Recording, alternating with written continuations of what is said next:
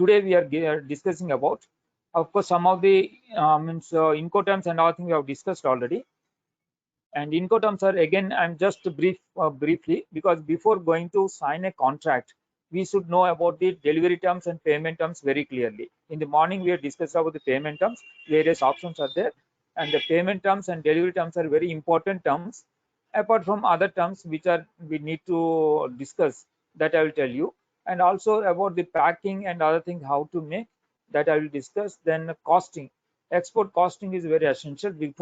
Before we are entering any contract, we should know what are the related costs in exports. It is not like domestic, what we purchase and then we add the cost. Certain cost we very well know we can add, and then we'll come to the price. But in international trade is not so. A lot of other hidden costs are there, and many other related expenses are there. And what type of contract you're signing, that is also determines many other expenses. For example, you are exporting to a country like Kenya, in African country. There is a mandatory requirement, certain documents like a certificate of confirmation. Certificate of confirmation you have to get from SCS, that inspection agency. Also they mentioned SCS or Veritas, these two agencies they mentioned. That is country regulation. Based on that country regulations, that is a mandatory requirement for exporting any of the goods to those countries. That certificate is required. Similarly, many of the African countries have this requirement, certificate of confirmation. Okay, a conformity, certificate of conformity.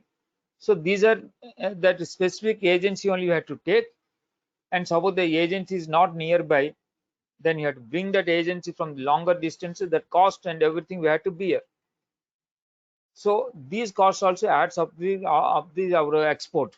So it is not like just suppose we get the materials in India, for example, say 100 rupees, and we think that we can export it at 150. But it's not true always. You are feeling that very good margin, but that margin is not true. It can be going even more than 200, because various associated costs are there. That all these things you have to understand properly, then add to your pricing. Then only it will work out. Otherwise, many of the first time exporters burn their fingers because of this fact. Otherwise, we have a good potential, but without understanding all the related costs and all things, or related requirements, regulatory requirements, documentary requirements, certification requirements, these things, if you don't not knowing, somewhere that consignment gets in stuck, or somewhere it gets in extra expenses, then it will be very hazardous, and we have to burn our fingers heavily. So therefore, some of the things we'll discuss here, risk related, and how to mitigate the risk, what are the insurance and other things that also we'll discuss. So that is what the today's topic. And of course, different type of these containers and means cargos are there, types of cargos. That dry cargo, it depends on the cargo, your selection of the containers or packing materials also depends. That is why just I want to brief you. So bulk cargo, for example, or liquid cargo, or break bulk. Break bulk means generally odd dimensional things, and I think may prefer for the break bulk. It will goes in a, for example, a steel sheets in a drums. It directly goes. It may not be in the container, not required. Certain times they put into the vessel itself in a break bulk. And see, similarly, a baggage, for example, or drums, for example, or any of the other materials which we can keep as a boxes or cranes or crates like that, exactly we put there itself. Barrels also generally we may go in the break bulk. Then containerized cargo is very popular worldwide nowadays. Containerized cargo is preferred because of the safety movement of the materials, and also because of the safety one side. Otherwise the movements also very easy for making these movements. Otherwise, other movements, for example, break bulk, it is a lot of handling requirements, difficulties are there. But in containerized cargo, the handling is very easy, and safety, of course, movements and all things are very safe and secured. So that containerization nowadays mostly preferred. And there are different type of containers are there. Sometime back I shown to you also. These are some of the containers. Based on your cargo, you have to select the containers. Okay. Containers again 40 feet, 20 feet. Then high cube containers, like side open, like many other containers are there. Flat containers, depends upon the requirement. We have to select the containers. Tank containers, for example, oil tanks, for example, any oil or fuels, and otherwise the liquid cargo you want to send, you can select the tank containers. And logistics intermediaries like shipping lines or shipping agents or freight forwarders or brokers or agents. CHA also very important supporters for our export field. CHA means customs house agent, because we can't do all the customs formalities. We may not be familiar with doing so, and also it is may not be economical, because for one consignment in 1 week or 2 weeks, for example, going to the customs and going through all the way, making all the formalities may not be feasible. So these people are specialized. Every day they are doing for many clients. So for them it is very economical, and therefore we can engage them so that we can have the better services also, because they have good rapport with the all the officials and other transactions. They are very pop moments convergent with that activities, so that they can handle very well. Similarly, straight this freight forwarders. Freight forwarders are the agents between the shipping line and the exporters or importers, and they certain times also can give you better price than the shipping lines, because shipping lines have a standard rates generally, and as per the standard rates they quote. But the freight forwarders, they generally book the space from the shipping lines, a larger space they book for the annual basis or frequency vessel wise the space they book, and then they subdivide subshare with all the smaller exporters. So therefore they can give you better even price than the shipping lines. But it depends upon what type of organization you have. Suppose you are also have a good continuous exports or imports, and also volumes are pretty high, then you can approach the shipping line directly, then they will give you better price. If it is not so, then it is better to go through freight forwarders. And freight forwarders not only means only for means carriage related services, but they give you related many other services, handling services or intermediate. Something happens also, they can handle many time places. The transshipment or other movements are there. Transshipment movements or transshipment or any of the cargo, for example, from the means from port to land, some inland place they had to send to that inland place. So those services also not only just for shipping, but also they good multimodal services to deliver to the whole means place where it is required, landlocked places also. So therefore the freight forwards also good services. And container lease companies, there are certain companies are that they hold the containers, and shipping lines takes from them on lease certain containers. Then customs brokers like CHA I told you. Then 3PL and 4PL are operators also there. They also give the complete services for the supply chain, entire supply chain related services they provide, taking from your premises till it has been delivered. All the services they can provide, depends upon what type of services you require, they can provide to you. Then means transporters and container trailers operators.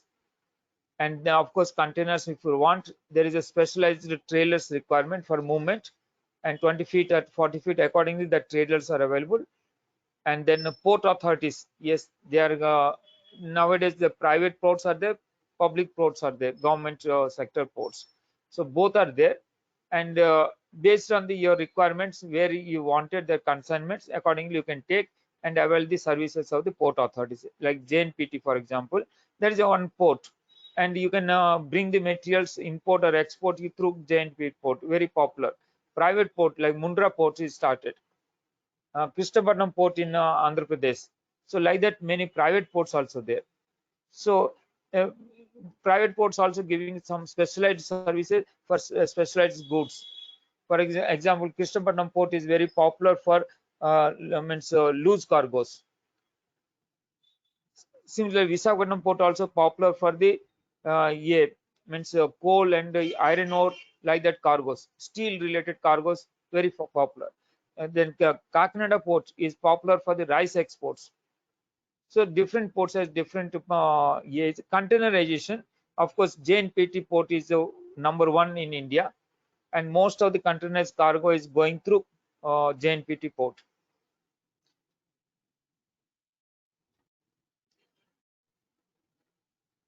Then briefly about the this 1PL to 4PL.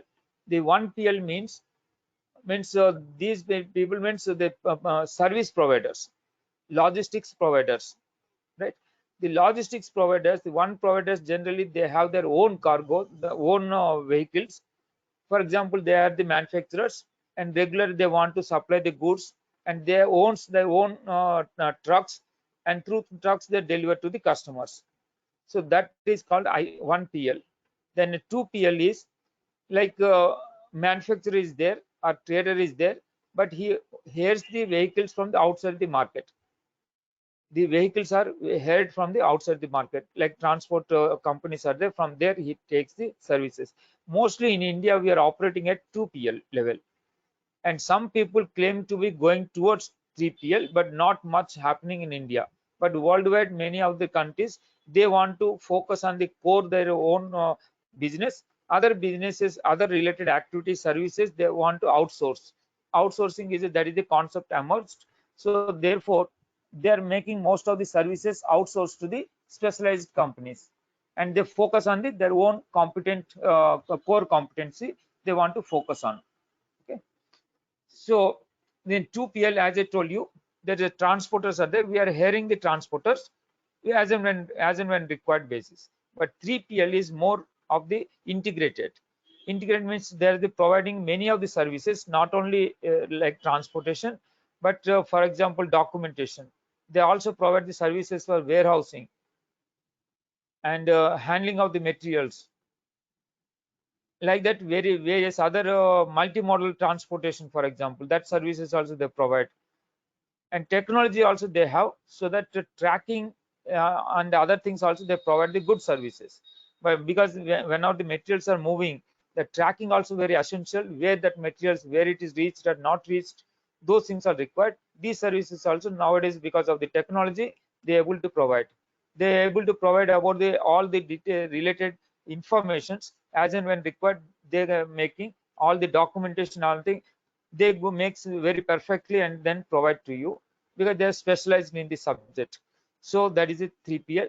4PL is even much advanced than entire production planning to means raw material to production planning to deliveries, and to the customer services, and all the clearances and all these things they'll do. That is the most advanced now. 4PL. People now talking even 5PL, but India even 4PL is something new, like even 4PL also something new. But people are operating at 3PL. Mostly we are operating, manufacturers mostly they operate 2PL. Okay.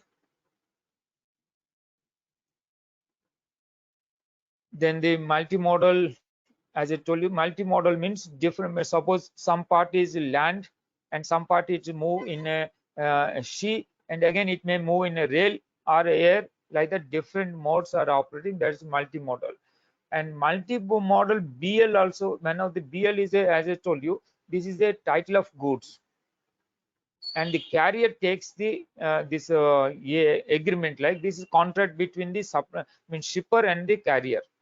Between the shipper and carrier, the carrier commits and takes undertaking that I will deliver these goods to the destination as per the contract. As with BL, what is written, that BL generally when it's written, the Incoterms are very essential. So he is delivering the goods at the delivery point. Which is the delivery point? As per the Incoterms, you have to understand whether it is FOB JNPT port, or it is CIF some other foreign country port, like that. Which port you are delivering, where it is delivering, what is the responsibility of this means individuals, either buyer or seller. what is this responsibility. Those things are very clearly mentioned in Incoterms. So therefore, to understand all the BL related aspect, Incoterms are essential. So in the BL, there are various types of BLs are there. There is a straight bill of lading, means all the conditions are taken. It is due to its non-negotiable nature, it can't be taken for the negotiation. Means it's not a title for the goods. Otherwise, generally clean bill of lading is a title, and there is no means conditions are attached. Everything is okay. Then it's called clean bill of entry, bill of lading. But anything clauses are mentioned, that means certain things they're not received in good condition, for example. Then they make the shipping lines carrier makes some marking, that is red bill of lading. So in such case, there is certain problems also happens. Means that materials not handed over to the carrier in good condition. That is the meaning. So generally, we wanted the clean bill of lading, and the land bill of lading also there. Means by road, if our rail is moving, then it's given the land bill of lading. In India, for example, within India, for example, it is traveling, then we are getting the LR or RR. But international trade, generally it calls a inland bill of lading. Some other countries also, if it goes, it can go in inland. Then ocean bill of lading. Then stale bill of lading means the bill of lading that is not presented within 21 days after the shipment is called stale bill of lading. In the morning also, I told you, we have to submit the shipping documents, all the documents to the bank for negotiation. If you are not submitted within 21 days from the date of the BL, the date of the BL is very A, then these are called stale bill of lading. Then stale bill of lading is a discrepancy. Then customer if accept, then it is okay. Otherwise, LC terms, it may not be accepted by the customer. So generally, in a LC, they writes down also whether stale bill of lading is accepted or not accepted. They writes also. So accordingly, we have to take this. Closed bill of lading, as I told you, there maybe that is not received in good condition. They make the clause. Then Incoterms, these are very important. Incoterms determines the responsibility, who is responsible for, and what is the cost, and what is the risk involved. These are the content in the Incoterms. Incoterms is the three-letter abbreviation, and the abbreviation, when we are making proper usage of this Incoterms are essential. Proper use means the Incoterms has to be made. These are the 11 Incoterms, but Incoterms when you are writing followed by the place, that is it, because these are delivery terms. Incoterms are nothing but delivery terms. Where it is being delivered, that is very essential to mention.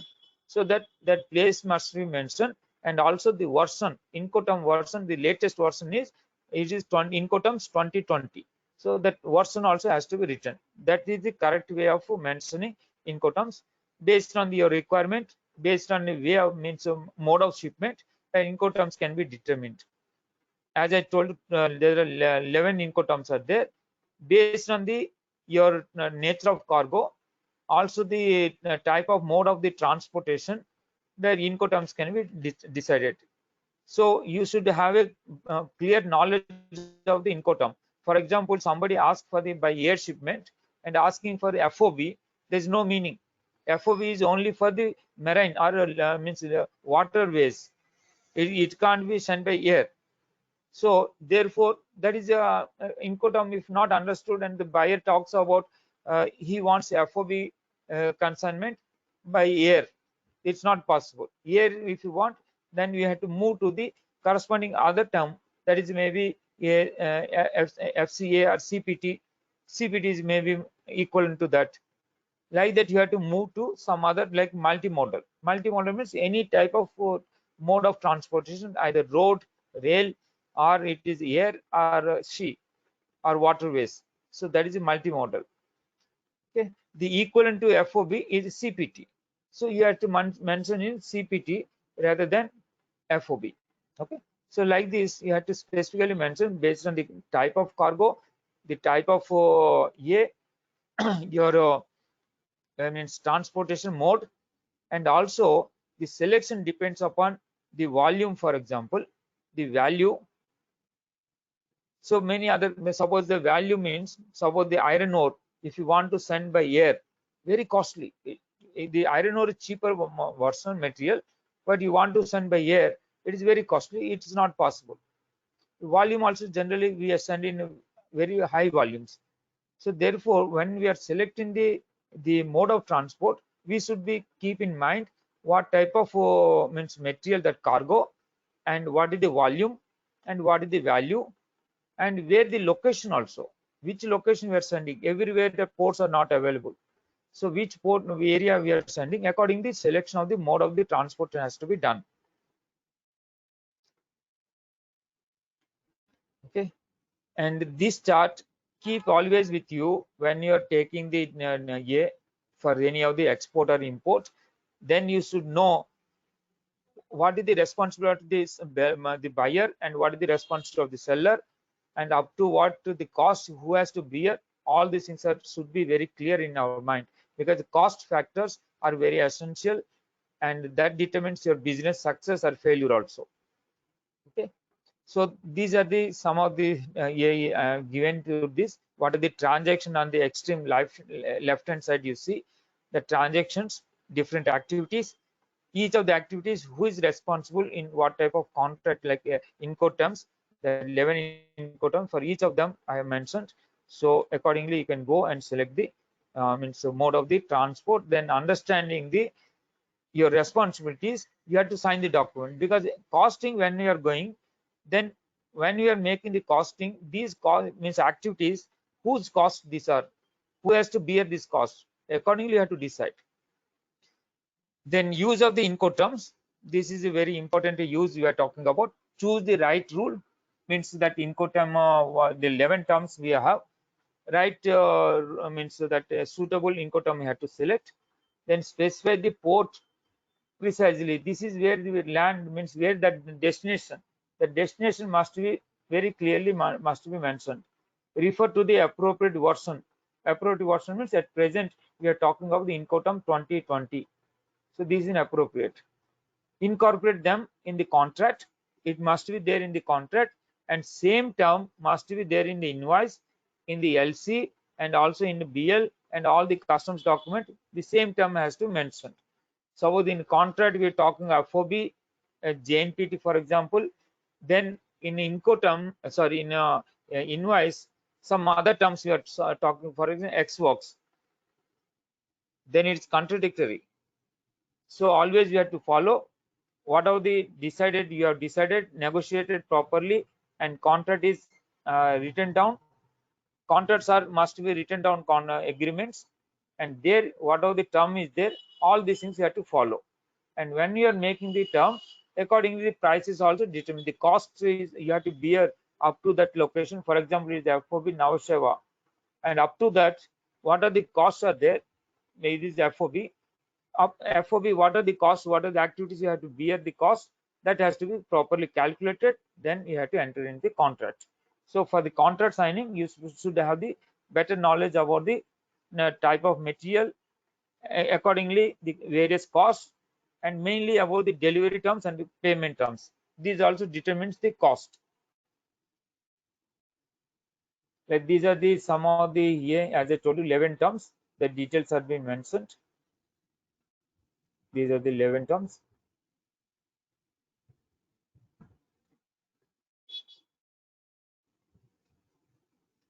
Then common errors what we commit in the Incoterms by writing. Use the Incoterm that do not exist. Something we write, maybe previous Incoterms like 2010, there are 13 Incoterms are there. Then those Incoterms something you are mentioning which is non-existing now, then that is an error. And use of the Incoterm for national sales contracts. National sales contract, generally Incoterms you can use, but only X works is relevant. Otherwise, we generally call a FOR, for example. FOR, there's no such Incoterm in Incoterms. There's no FOR, but we frequently use the FOR when we are making the transactions for delivery to the customer's place. We use the FOR because the transportation has to be done till the place of the customer. So FOR we use, but there is no such term in Incoterm. So national contracts when you are doing means within the country, we may not use the Incoterm. That is not suitable for it. You can use whenever there, but otherwise it's not generally suitable for that, so you should not use. Incomplete use of the selected Incl term. Incomplete uses, complete usage means suppose you written FOB but you not mentioned which port or which place, then again is a not yeah, means not complete. Similarly, the version you have to mention, so those are has to be mentioned. Not referring to the version, that is also not complete. Then disputes happen, then you will be in a trouble. So the version must be mentioned also. Include the clause that are incompatible with those defined by the Incl selected in the sales contract. If anything further you want to mention apart from the Incl related general term, specifically if you want to means mention, that is also of course your choice. But otherwise, it's not in contrary to the Incl the rules. Okay. The use of Incl that is not envisaged for the selected mode of transport. As I told you, FOB you are selecting for the air transport. That is not appropriate for that. The Incl should not be, this is not envisaged for the selected mode of transport. Okay. Similarly, not evaluating the risks. Risk also you are not knowing and then committing something, then unnecessarily additional cost has to be borne or something difficulties you will be facing. Then export costing and pricing, some of the hints I will tell you how to go about the export costing, because based on this contract has to be signed. You have to understand all the related costs. What are the costs briefly? The cost, for example, price, the product specifications or packing related costs, or product cost actually, including the packing. Then for the delivery terms, you have to know as per the delivery terms, you have to where it has to be placed. That is very important. Means up to what your responsibility to bear the cost. That Incl terms determines what are all activities in between for delivery till the delivery point. What are all activities? It is a responsibility of the exporter. That has to be clearly understood. Then only you can make. Similarly, payment terms. Payment terms, whether any credit is given or no credit, accordingly your cost also depends. Your cost depends because based on the payment terms. And the currency also, because some currencies are fluctuating very highly, there the risk factor also there, the country risk or perception risk also there. So those things, for example, the export to the Sri Lanka currency is highly fluctuating now because of the that inflation, many of the factors, the debt factor is there. So Sri Lanka is completely debt ridden. An entire country, if you sell also, they can't pay the debt. That much they're trapped, thanks to of course China. So this is happened. So such countries also have to understand. Similarly, most of the African countries also, for example, some Nigeria, there is good potential, you can send the material, but the risk factors are very high. So those also you have to add related risk factor to cover the risk. Suppose insurance and other things are taken, and that premium and other things also you have put into this price, the cost, because there is a cost to you, so that has to be incorporated in the price. So price validity and the variances also, certain goods are highly fluctuating, so you have to, whenever you are quoting any price, you have to put the date also within which time that is valid. Suppose you are quoting telling that is the price is valid for next 15 days or 20 days. Okay, otherwise the prices are fluctuating, then it may be costlier for you. Similarly, what are the taxes and all things there? Export also certain times taxes are there, like iron ore attracts the export duty. So that duties and taxes also you have to understand. In domestic, you are procuring something where you are not able to get any means refunds and all, you have to bear the cost. So those in taxes you have to work out. Then also depends upon the quality. The quality also determines the price, means your cost. A higher quality, for example, maybe require a higher amount of price, means a cost, so that price also may be higher. Similarly, depends on the volume, not the quantity. Smaller quantity may be smaller, means higher price, and quantity is increasing, huge volume you are getting the order, maybe price may come down, you can quote lesser. And depends on the market demand, what type of product, what market it is, how it is the competition. Based on that also the prices can be fixed, and overall cost, of course, then you fix the price. And prices, generally people what they do is, what is the current running prices that they want to understand, then quote. Means market price. It's not like everything is cost plus. Many times you can't understand the cost plus, but generally what the people do is they make plus market price. What is at present the market is getting quoted or transacted at present. There are many means are there to get this one. There are paid portals also there. Next session I will tell you all this where you can get the price and other details also. Our customers, overseas customers contact details, all these things there. You have to pay a certain price. Of course they will provide you all the details at what price the market is going on at present. So like that they will give the details, so you can get this yeah.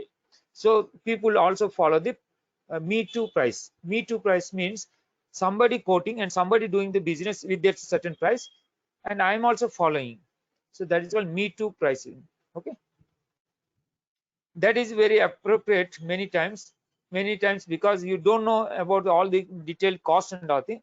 But somebody in the established business, say he is doing for quite some time, for example, or some other people also doing, you can take the average, or you can take a how look in the highest or lowest, whatever maybe, accordingly you can go make the pricing. Okay,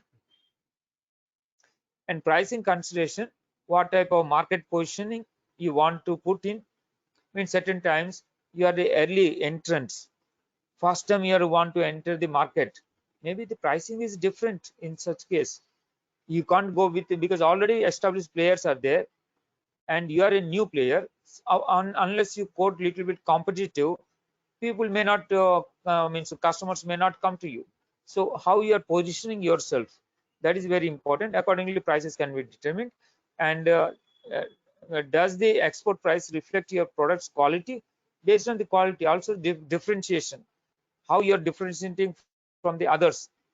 I mean, in terms of the quality, in terms of the other features, or the packing, or the deliveries, many factors are includes.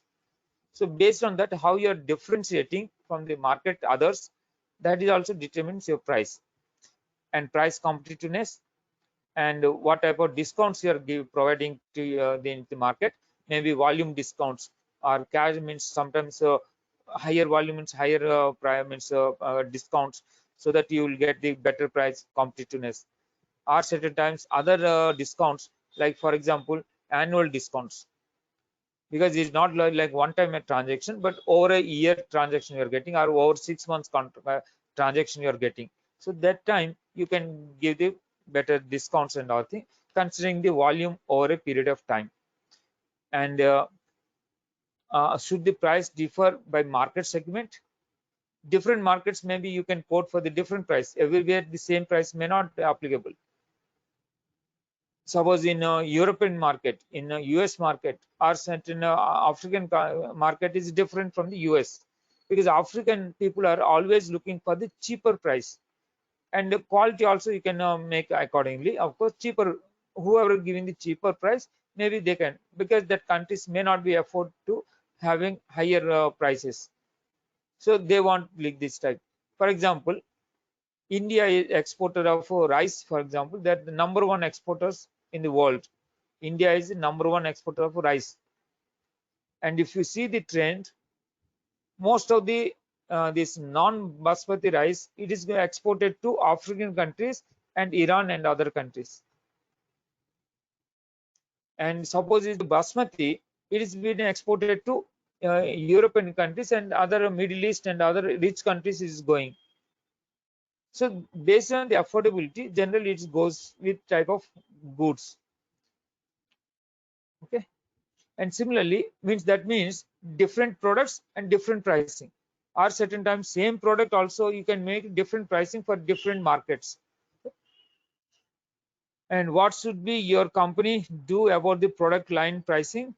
Then what pricing options are available for your company's cost to increase or decrease? And is the demand in the foreign market is elastic or inelastic? certain times even though you increase the price or decrease the prices, market how it is behaving, that is very important. Certain times even though you are increase the price and demand will not affect, it will not decrease the demand or increase the demand. Similarly, certain times some products, if you increase the price, then demand may come down, or the price decrease, then demand may go up, consumption may go up. So it is all depends. But global market, when you are talking about, it is not just it is India, but many players are there across the world. They are supplying. Suppose you want to supply some fruits to the UAE market. In UAE, there many fruits are coming from many other countries. So that view we have to look into, that competitiveness you have to look into, how you can be competitive, because the buyer always have the global market and he will see from anywhere, not only from India. He can take the goods from any of the countries who will provide the lesser price and good quality or comparable quality. So that is how very important to understand about the market trends and prices, not only from India but various other countries also, how it has been going for that particular market. Then generally, if you take from the cost plus approach, then cost you take, then government incentives and export benefits. Like sometime back we have seen in the foreign trade policy, various duty exemption schemes are there. In the chapter 3 we have seen the RODUP scheme. Earlier it MEIS scheme and SEIS scheme was there. Those are now not available. Now the RODUP scheme is there. The RODUP scheme, all these things are an incentive, like some benefits, like, and advance authorization or the DFIA in case of the chapter 4, or EPCC license also available. Those incentives also means these are something, tax means you are getting benefit. So those things also you have to consider into, then profit accordingly price has to be determined. Okay. Some of the determining factors for pricing is your cost and market demand and competition and target pricing. Means competition in the market, what is the competition and how you want to match that competition, that is the target pricing. Then product differentials and brand image. Different brand image wise also prices may be there. They're unbranded and branded is very differently, you have a pricing. Okay. So based on the branding and country or region specific, the nature and volume and frequency of the purchase also there. For example, high volumes or frequently they're purchasing from you, then the pricing may be different. Similarly, quality or the price relationship, special offers or unique deliveries or the value to the customers, after sales services. Based on that also your pricing depends. Similarly, innovative technologies or advanced or unique products you are delivering, or new products you are taking, are patented, something very innovative, means your own patented products, then pricing may be different. Then early delivery schedules, suppose you are making, then the different prices. Means you wanted the faster deliveries, the price may be different. The company policies and market mix, based on also you can make the fixing prices. And the export strategy are differential pricing. Exchange and inflation rates also, exchange rate also determines certain times. So the exchange rate is fluctuating, you have to keep certain cushion, because so today maybe it is 76 or 77, for example, you 1 US dollar 77 rupees, for example. Tomorrow it can come down. Today one say you are making the $1 set 77 rupees you are getting at today's price, today's exchange rate. But tomorrow if it falls down to say 75, then you are losing each dollar say 2 rupees. So $10,000 you have sold in the market, export market, $10,000, 2 rupees per dollar you are losing, means 20,000 you are lost. Okay. So like that, certain times that is a maybe your profit margin, maybe your profit margin to that extent you are losing that market. Okay. So similarly, the international business risk factors and other thing also you have to take. Country wise risks are there, or any region wise risks, or for currency risks are already I told you, like the many risk factor also you have to look into. Accordingly you have to fix the pricing. Then product modifications and other things also certain times, because same product may not go in the international market. So international market, you may be modifying the product. Some modifications are required, or different product as required, or export marketing and promotional costs, or export special packing is required. For example, domestic packing is different and export packing may be different. They wanted specific as per the customer's requirement. And export transaction costs like transport and logistic costs, or mode of transport, based on that whether you want to send by sea or by air or by rail or by road, what are the transport, based on that the cost also factors. Then similarly the distance, location, which location or how much distance. Then delivery terms, means the delivery terms as per the Incoterms I told you, that is also cost factor. So documentation costs, various documentation, suppose some of the special documents are required. I told you for the Kenya we require COC document, means a certificate of conformity. And some agriculture products we are sending, suppose the inspection report is required for most of the agriculture product, there is a export inspectors agency, that certificate is required. So the certification or documentation cost also handles. These apart, port handling or shipping or customs clearance costs, inspection costs, regulatory and compliance costs, and cost of credit. Suppose you are giving certain credit to the customer, say 45 days or 60 days or 90 days. These are normal practices. 45, 60, 90 are normal practices. So whenever extending the credit, and that also incurs cost, because you have to borrow certain money from the market, from the banks. When you borrowing from banks, banks also charging certain interest, so that is a cost. So that is also you have to look into. Then export compliance related cost, special means regulatory requirements. Each country has its own regulatory requirements, so accordingly to bear that means cost, that is an additional cost. And market research and all thing, and business travel or anything, training and all thing also you attended, for example, that has to be added to the cost. Of course it's over a period, but it is a cost to you, right? And commission and brokerages, suppose you got means business through some commission agent,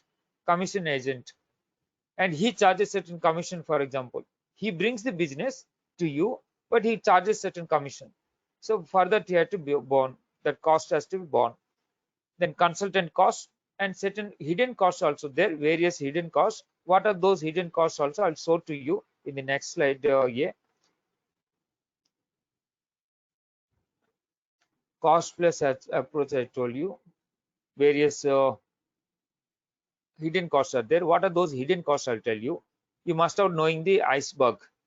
The iceberg, at the top we are seeing certain at the top we are seeing certain costs. Those are known costs, like very openly we know. Before the transaction also we very clearly understood these are the costs, means cost of the goods, ocean freight, transport and insurance, and terminal handling cost of the at the port, or the warehouse cost, or CHA cost, or the customs clearance cost, or customs duty, or local transportation. These are mostly visible at the top of the iceberg. These are the visible. These costs are visible costs, but certain times their invisible costs are there. Most of the shipping lines and everything, they charges you n number of costs, and in under various names. Under various names they collect, like for example the bunker charges, and for example emergency bunker surcharge, lift on lift off. Lift on lift off means, what is that example, I'll tell you. Suppose your container means you have taken the containers to the port, or some CFS or ICD. From there that materials move to the concerned port area. From there it will be exported. When it's going to the port or from the CFS or other places, custom stations, the containers are kept in a one on the other. It's not like the containers, every container at the flat at the bottom they keep. Generally in layers they keep, say in one container on which another container, like that 3-4 containers also they keep in one layer wise. Suppose your container is at the middle, your container is at the middle of this layer, then if you want to export that container, that material, then the shipping lines has to take out this container out, then put into the ship. But from the port area, you have stored it. Means before the vessel comes, at least 2 days before the consignment should reach the port area. So in the port, it has been kept like this, on one container on the other, like that they kept in layers. And in the middle, they want to remove the and take to the ship. Then on the top, what are the containers are there? They have to first grounding. They ground it, then they remove your, again they keep the other at the top. So this is called lift on and lift off. The containers are being lift on, lift off, then it has to be put into the vessel. So that is also cost. That nobody knows how much cost when it happened, and these times don't know. That is generally we call it a port handling charges. Various port handling charges are there. Generally, CHA or other freight forwarders, they collect these things in different names. You don't know those things, whether it happened really or not happened, you don't know. But the charges you have to provide it to them. Then GRI means general rate of increase. Certain times, because of the various factors like war situation or shortage of containers or whatever the reasons, the shipping lines all of a sudden they increases the prices. Everybody increases, not only one shipping line, all the shipping lines comes to understanding, because the cartel like they increase the prices, and they call it the GRI. They announce in a public that this GRI is applicable, means general rate of increase per container wise, some increase they announces. That is every shipping line charges. So you have no other choice, so you have to bear it. But you don't know when that such things happens. At the time of your contract, you don't know this cost, but later it is been imposed. Therefore, this is an additional cost. Similarly, wharfage, forwarding fees, or bunker adjustment factor. Bunker adjustment factor means the vessels that take in some fuel, the fuel that used to take in various ports at various currencies, because local currencies they pay and take the fill the fuels. And because it is local currency of the port where they take the fuel, and the price is also from various port to port, that means area to area, the price is also different. Some places the fuel may be very high cost, and some places it may be lesser cost, but they has to take that fuel. And for that, what are the differences are there? That is what because of the exchange rate, because in different currencies they pay it. At local currencies at the port they pay it. So different currency, the fluctuations of the currency factor, as well the rate of the fuel also may differ. So that they're charging from you only as a bunker adjustment factor. Then currency adjustment factor also, because they takes lot of store materials for the vessel, and various costs also incurs for the travel in the vessel. So that currency, wherever they spending some amount, for example, suppose the vessel is come to India, they spend certain cost in India. For the landing in India, they incur certain cost. From India, for example, they went to the Colombo. In Colombo also they incur certain cost. There's some stores cost or some other fuel cost or some other cost. So there the currencies also is there. Different places they pay the different currency, and different times the currencies also may vary. The price, the currency exchange rate can vary. So that what are the costs they're incurring, they charge from you. There is again a hidden cost. You don't know when it happens, how much it happens, also don't know. But shipping lines they collect this one. They have certain calculations. Of course, there may be some standard calculation, but details you don't know. But you have to pay when they're charging you, right? Then container maintenance charges. When they're giving you container, they tells we have made a survey and given the you container. If any container, that container has any damage or anything happens, or for the every container again after the unloading, they makes the cleaning and other things, survey survey they make and also cleaning they make. So these also additional costs they collect from you. Any damage or denting happens, that cost also they charge from you. You don't know what is happened, never you seen, but they only handling. But various places, various agents are handling. So what is the damage happened to the container, they charge from you because they assign the container to you, and what is the damage happened, they collect from you only. Okay. So similarly, detention. Then nowadays, low sulfur surcharge people are collecting. All the shipping lines they started low sulfur surcharge. Why? Because there is some treaty happens among the all the shipping lines. They want to reduce the emissions because they means when they're traveling in the ocean, they're using the fossil fuels. Fossil fuels using mostly furnace oil, and there is lot of emissions are there, but the emissions are goes into the ocean only, nobody observing, like, but it is means environmental effect. So they're all decided to reduce the sulfur in the emissions because the furnace oil they are using, there the high level of sulfur is there in the furnace oil, so they want to reduce that emissions. So therefore, what are the equipments or what are they put in, that cost they're recovering from you in the name of low sulfur surcharge. Like that, these are some of the examples I'm telling you. So like that, many charges that collect from you, those are hidden costs. You don't know at the time of making the shipment or at the time of making the contract or negotiations. So therefore, over a period of experience, you can learn what could have happened, so that you can, has to keep certain cushion for this type of happenings. This only I told you about the shipping line related. Many such things can happen, right? The cost based pricing is there, but market based pricing is very appropriate. What is the market going price?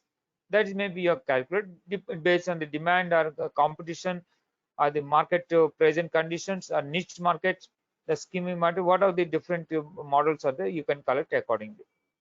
Now X works, what is the price? Generally, suppose she consignments you want to make, X works you want to calculate, then what are all costs are included in the X works, let us understand. A broad understanding for you. One is the product cost. The product cost is that manufacturing or purchase cost or any modifications you are doing, that cost, plus packing cost, leveling cost, or markings or strappings or administrative cost. These are all called comes under the product cost. Okay. After the product cost, you have to add certain other costs like cost of the sales and promotion, the travel expenses or other any participation on the exhibitions or any sales promotions, trade fairs you have participated, or communication or other legal other negotiation expenses. All these things you have to add, that is sales and promotion expenses. Then documentation, other miscellaneous expenses. I told you documentation also requires a lot of cost. There are special certificates are required. Then you have to incur additional cost. Special certificate like inspection certificate, product inspection, quality inspection, or certain times the certificate of conformity or counselor invoice. Like Canada, if you want to send, there they want the counselor invoice. So that is incurs additional cost. Certificate origin, for example, to get from the certain agencies, you have to pay something, then only they'll give the certificate of origin. So that is additional cost. So documents also incurs additional cost that you have to bear it. Then banking and financial, even though you get the LC and all thing confirmed DA, but the LC transaction negotiation, you suppose you're negotiating the LC, it means documents in a bank against the LC, but bankers will charge the negotiation charges for negotiation. Again, any discrepancy also there, again they'll charge additional charges. So that is also incurs certain cost. And suppose you're taken pre-shipment or post-shipment, the finance, that cost also you have to bear it. Then of course your profit. This is say X works price, you derive it like this fashion. Some estimations you have to do. Okay. After the X works price, you can add the means loading on the kind of carrier, inland transportation, insurance, and various other expenses, loading, unloading, or travel, or THC means terminal handling charges. That is at port port handlings are there. Every port has certain charges they collect. There is standard rates are there. That is called THC, terminal handling charges. So like this, many of the custom charges also, customs charges and clearance charges are CHS collects in various those charges. So those also has to be added. Then you are arriving at the FOB price. Then you are arriving at FOB price. Okay. After the FOB price, sorry, after the FOB price, you see FOB price plus ocean freight you are added. Then C&F price will come. Cost and freight. That is the Incoterm. This is the Incoterm, CNF. Okay. FOB plus ocean freight, you can arrive at CNF. Then CNF plus insurance, ocean insurance we are talking, outward after the port insurance we are talking, then it comes to CIF price. So like this you can calculate. And also I told you, for the newcomers or new first time are doing it, market price is essential. Market price you can take. As I told you, there are certain agencies are there. They are providing you the customer details as well as the price details also. In what rates the prices are moving and other things they used to give. So you can know what is the market price. So based on the market price, competitively you can quote. That is also one method. Okay. Or going forward the costing method, that is true. But costing again, as I told you, over a period experience only you can gain. Lot of hidden costs are there that you have to keep into the consideration. Then export contract we are talking about. Before export contracting, some export related the cost sheets I will tell you. Yeah, cost sheets. Of course, briefly I told you also. So like this, the product cost like raw material, labor, or general other manufacturing, all the administrative cost for the manufacturing, all these costs you are adding, you are taking into consideration. Then cost of sales and promotion, marketing or research and development or promotional expenses, travel expenses or sales commissions or legal and negotiation expenses, communication and translation also. Certain countries you have to communicate in different languages. Suppose you are transacting with China, Chinese language you don't know. So maybe you can engage some translator or some translation software is also available nowadays. So if you use those things, then that is also cost. Okay. So then again, export packing and labeling costs, because special packing is required. It's not like the same domestic packing it will go. It requires special packing, that cost. And the markings are strapping, especially if you strap and marks, that cost. Then about the documentation expenses, as I told you, like certificate of origin or invoice or special invoice like consular invoice I'm talking about, or inspection certificate or test certificates, or the country specific any certificates are required. Like I told you, offering countries mostly they ask for COC certificate. Okay, these certificates. Then insurance, other certificates, what are the premiums and other thing paying. Then inland transportation costs, land means loading charges, transportation to the main carriage, then tailing maritime is port expenses, this one, and unloading charges at the port also are the where it is going to the for export, like for example any of the custom station. So that cost also you have to make. Then customs clearance expenses, custom clearances, all the formalities we have to follow. For there also certain expenses are incurred. The CHA you are engaging, for example, to handle the export customs clearances. So the customs, the CHA also charges for to you. Otherwise, the freight forwarder you engages for his services, he definitely charges. So that cost also you have to understand. Then certain items, custom duty is there. Then custom duty has to pay. That is also additional cost. Then port charges are unloading, the damages are the storage cost or wharfage, loading on the vessel, and THC is the domestic is there. Then domestic terminal handling means our port domestic terminal handling it has been called. The other thing destination also you have to pay. One is the ours and when it is going from export in our country on itself, that port they charge the THC, that is domestic THC they call. And importing port also there is a THC again they collect. and who has to bear that, you can determine as per the Incoterms. The cost and other thing, as I told you, various cost factors are there for the transaction. You have to see as per the Incoterm. Accordingly, you have to bear the cost. Then main carriage cost like freight and miscellaneous and other costs. Then insurance cost, unloading charges if anything is there. Then import duties are there based on the Incoterm only. Suppose you are making on DDP, delivered duty paid. Then the importing country also, the duty, the supplier only, the exporter only has to bear.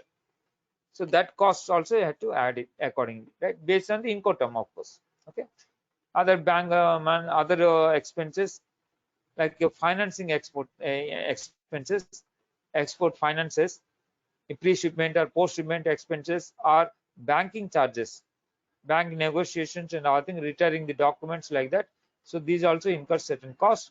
So these all you have to be considered accordingly. You have to work out. Okay.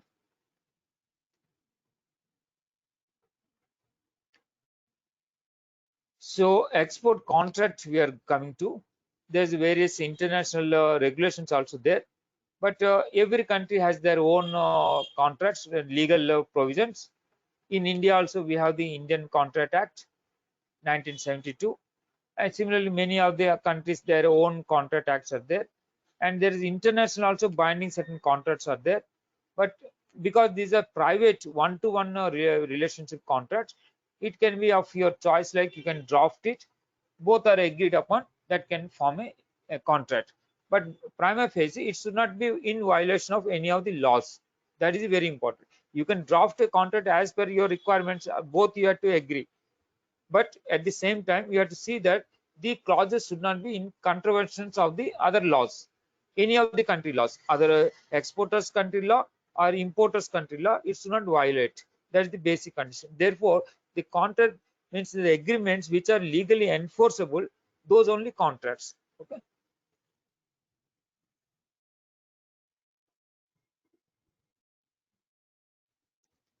In a contract, you see, contract is nothing but an agreement, and there's a seller and there's a buyer. The seller makes the promise or offer which the buyer accepts. Then there is a both sides, there is some acknowledgement comes, both sides there is an obligation. The seller obligates to deliver the service or goods to the buyer, and buyer also obligates to make the payment to the seller. So therefore the agreement happens and obligation also forms, and because this is legally enforceable, therefore legal relationship establishes between the buyer and seller. Any of the violation of the contractual agreements, then it's a legal issue, and accordingly it has to be settled as per the contractual agreements, as per the law also, right?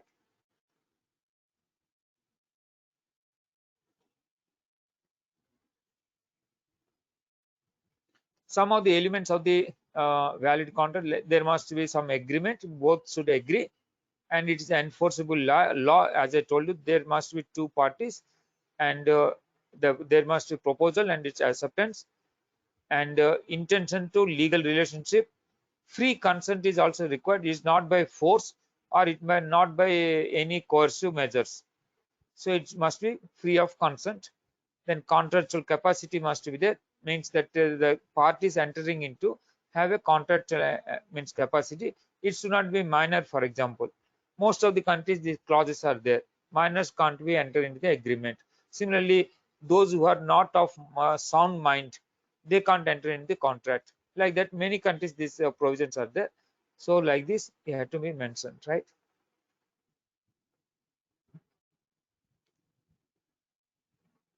Okay, this some of the essential of these contracts, the terms I'm going to tell you. There must be a name and address of the parties involved, that must be mentioned, both the parties there. Then the product description, or the unit of measurement, the quantity, then unit of measurement, then price, quantity, total value, then terms of delivery as per the Incoterm, and payment terms. When you are mentioning, then it must be as per the payment terms what you are told sometime back, those payment terms. And pre-shipment or transshipment or consolidation of the cargo, these also part shipment. So part shipment or transshipment or consultation. These also has to be mentioned in the contract, whether transshipment is allowed or not, or part shipment is allowed or not. For example, you got say a supply of 50,000 garments, where the part shipment is not allowed. That means entire 50,000 garments has to be sent in one lot. Suppose part shipments are allowed, then you can send the export, you can make 10,000 or another time 15,000, like that you can send the goods, because part you can send the export you can make. So that is also a essential condition you should agreed upon, you should be understood. Then when the quantities are talking about say 50,000, what is the plus or minus? That is also you have to understand and clearly write down. Therefore, no disputes will be there. Otherwise, exact for 50,000 and other certain time may be difficult. Suppose you manufacture something more you have to do, and these are leftovers, then it's cost to you. So that is also plus or minus what is the tolerance. That is also good practice agreed upon. Then it has to be specified in the contract. Then terms of payment, I told you. Inspection, any inspections are required, pre-shipment inspection. Are there any of the transactional inspections are required? Those has to be mentioned, and who has to inspect also has to be mentioned, which party. Don't leave this to like generic, like inspections required from a reputed organization. No, you have to mention very specifically which organization. Veritas, SCS, Lloyds, like that you have to mention very clearly which organization. Or inspection, our Indian inspection agencies are there. They're specified in the means in handbook of procedures also. And DGFT specified these things in handbook of procedures. So there also you can see which are the agencies. Those are nominated agencies from Indian side. If any customers also required from the overseas some specific agencies, that also has to be very clearly specified according to the cost charts to be understood. Okay. Then packing, leveling, and marking. Different countries have different provisions, different legal. These are legal regulations. Like for example, German, they don't allow you for the thermocol. In India, if you want to purchase a TV, you want to purchase a refrigerator, or any of the other items like electronic goods, then they'll pack it very nicely in a thermocol, so that damage will not happen, scratches will not happen. But the same type, if you are exporting in the same fashion to the German, then they will not allow you at the port itself, because thermocol is not allowed in that country. The packing is banned. Similarly, many other countries also such certain restrictions about different type of packings. So you should understand that packing requirements, accordingly you have to make the movement. Okay. Then some documents related requirements. As I told you, some certain specific documents are required. What are the documents required? You have to specify in the contract. How many copies are required? Invoice 3 copies, packing list 3 copies, bill of lading original 3 copies, certificates of origin say 1 copy plus the 2 copies, duplicate 2 copies. Then certificate of inspection, for example, or certificate of analysis. How many copies are required? How many originals and how many copies? Okay, duplicates. So like that you have to mention very clearly in the contract the documents, because this is very binding. Based on this, again you have to mention in the LC also. LC also the documents, all the copies, how many copies are required, what are the document, and how many copies you have to mention very clearly in the LC. Otherwise, very difficult. The transactions may be somewhere it stocks. Either bankers make the difficulties because in discrepancies, the buyer also may create later certain discrepancies. So you will be in a trouble. So write down all these things very clearly. Each of the document, what are the documents required? Each document, how many copies originals and how many copies are required. That is very essential. Similarly, special documents or special licenses or anything is required, that has to be mentioned in the contract. Okay. Then about the common export documents. Okay. Then product guarantee, any guarantee certificates. Suppose you are making, supplying the exporting the machines, For that, maybe warranty and other guarantees are there. What are those things? That is also has to be mentioned properly. Then insurance is also a part of it, and insurance, the coverage from which place to which place, the destination, the means from a point of origin to point of destination, up to what this coverage is there. That is also very clearly have to mention and take the insurance. Okay. Then force majeure clause, yes, very essential, and various other clauses are there. That is also I'll tell you, which are applicable to the specific country. And also international contracts where you are signing, then the language of the contract, whether it is English or any other language. Otherwise, Chinese always talks about Chinese, and they send the documents also in Chinese language. Then you will be difficult to understand. So therefore, the language has to be very specifically mentioned. In case of disputes, for example, then which is the jurisdiction, which court we are talking about, Indian court or it is a foreign court or any other court, then which is that court, and how to resolve the disputes, alternative dispute resolution, ADRs, arbitration. These also has to be mentioned very clearly. Otherwise, we will be in a trouble. So arbitration means that remedial actions, right? Arbitration. Then signatures, of course, nowadays most of the companies talking about, they are making the digital signatures, or sometimes they're told it is electronically generated document, therefore there is no need for the signature. That is also they clearly writing at the bottom, and all thing, without signatures they are releasing the documents. But international trade, be from the your side is safer side, because these are some people are accepting, some may not be accepting, or certain disputes may can happen. To avoid this safer side, it is better to make the signing, physically sign it with a date also very essential. Then it is a appropriate the documents. Okay. So this is how the some of the contents of the contract.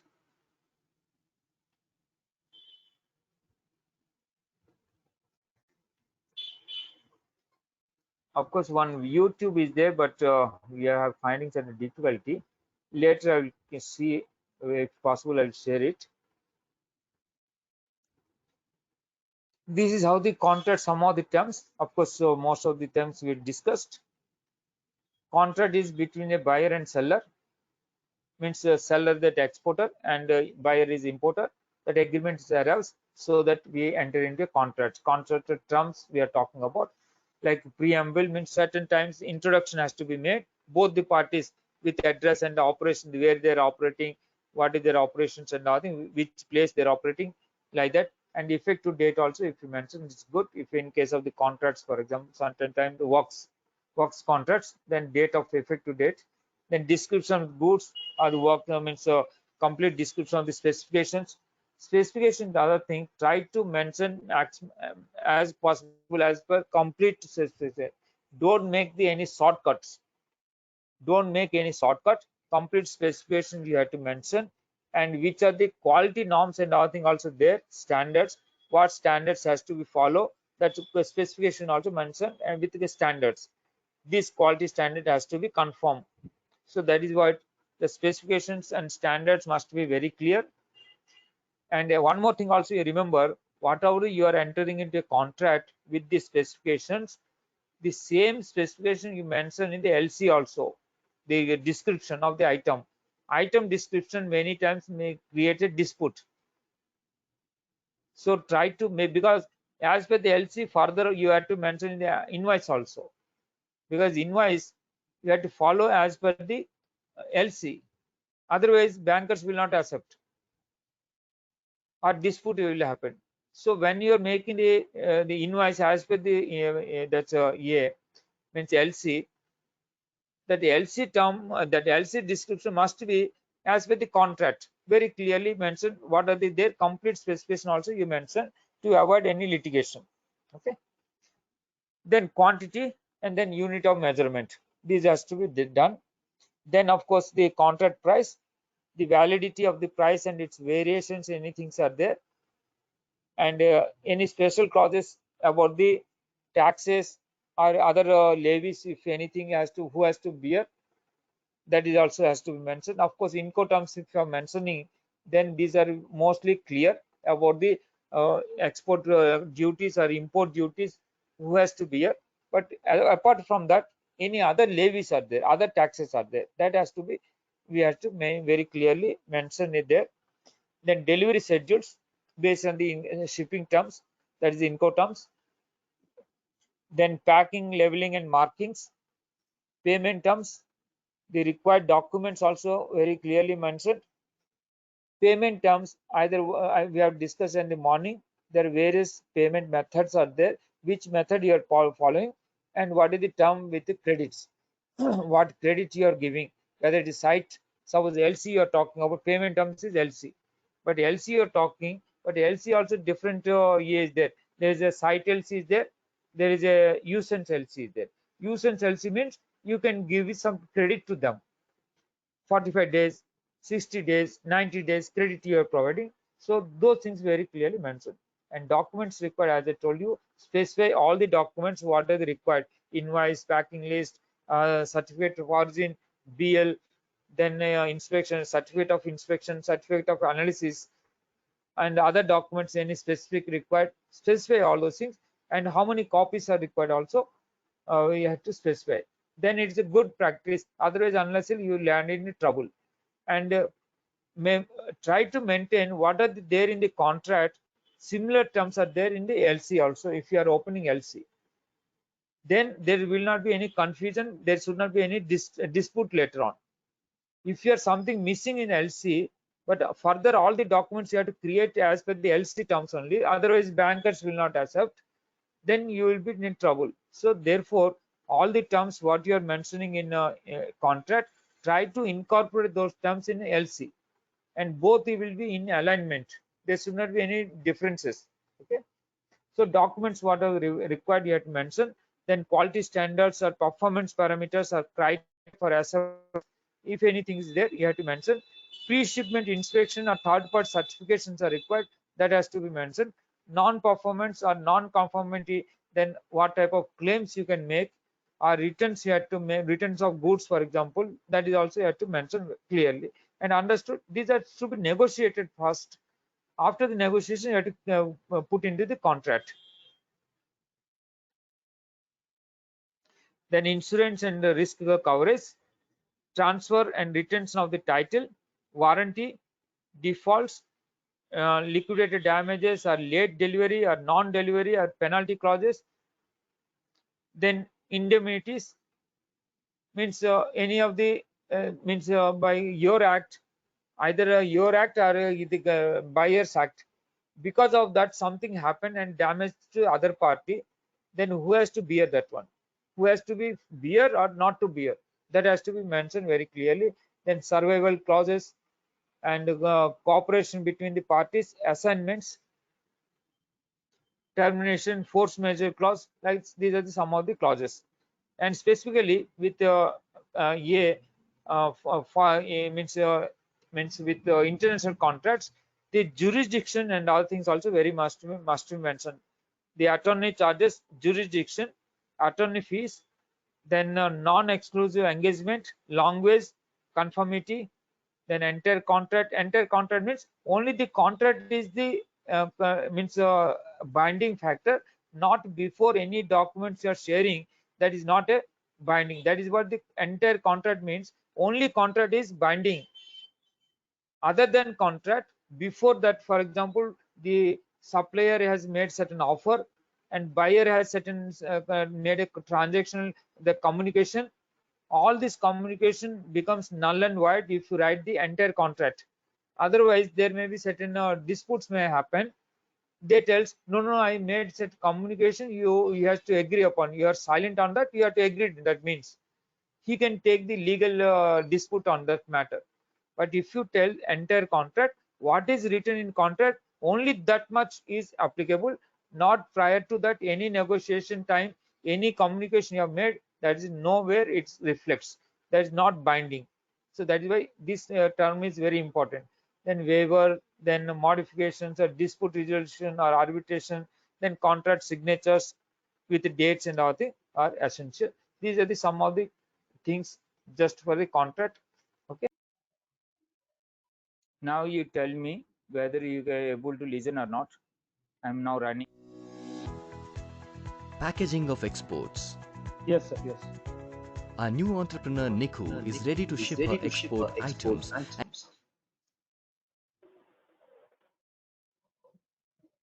Hello.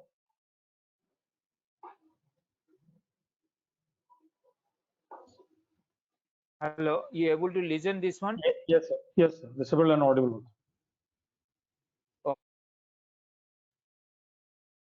Is ready to ship her export items, and before shipping them, she needs to package her exports. Niku should give importance to packaging and labeling, as this makes the final product look attractive and also saves money by protecting the products from improper handling in the export process. To help her, Niryat Bandhu would like to make Niku aware of some important details about the packaging of her exports. FCL and LCL in export shipments. First, Niku should know that throughout the world, export consignments are shipped inside standardized metal containers which are 10, 20 or 40 feet in size. However, if Niku's consignment is less than the container size, then she should make a less than container load or LCL booking. Under LCL shipment, the freight forwarder also stuffs goods from other exporters into the same container so that the full container space can be utilized. LCL shipments take more time as the freight forwarder waits till the entire container is filled. Before booking, Niku should ask the freight forwarder for the box closing date called the container stuffing date. Under LCL, there is more chance of transshipment through transit ports before reaching the destination port, causing further delays. Explanation of volume and weight calculations for freight. Some items like cotton take a large volume for a given weight. On the other hand, items like iron or marble are heavy but take much less space. Going by only the volume or only weight of the shipment to calculate freight cost would mean that either the space or the tonnage of the ship or aircraft would remain underutilized.